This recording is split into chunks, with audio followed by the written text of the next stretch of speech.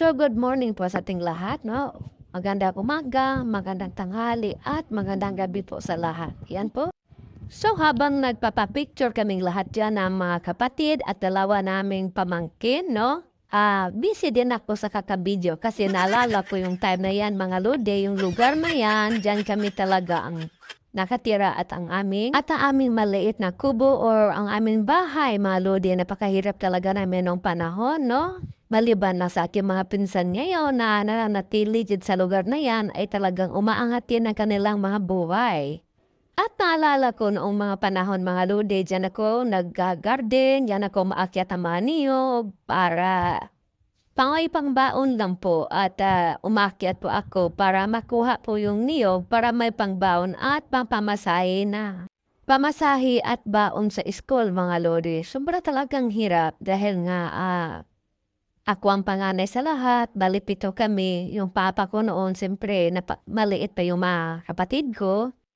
At siyempre naman po, dahil kahit mga babae po, kami marunong po kami magdiskarte, mag-ani ng palay, ng mga tinatawag sa amin na isubing, no? Yung mga ganyan.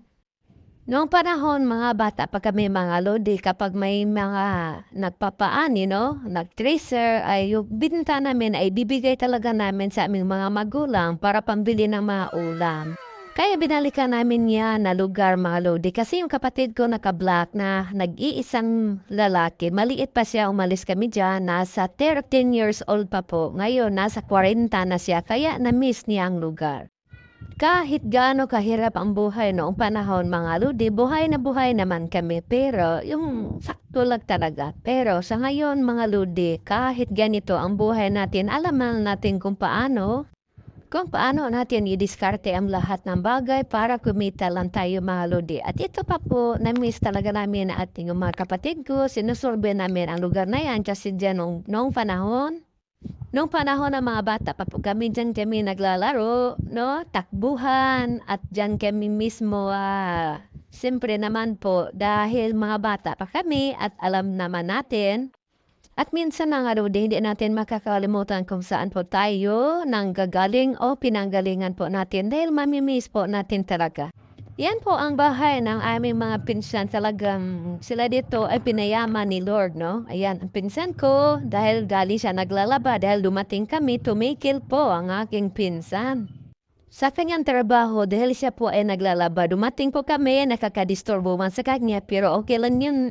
Ate ha, importante kami ay paminsan-minsan lang kami magbibisita sa inyo. Okay lang po.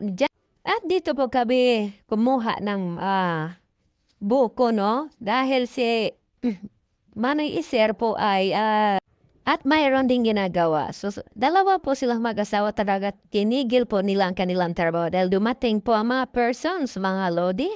Hintayin ninyo po ang iba pang kabanata. Ayan, marami pong salamat sa inyong lahat sa panonood. God bless.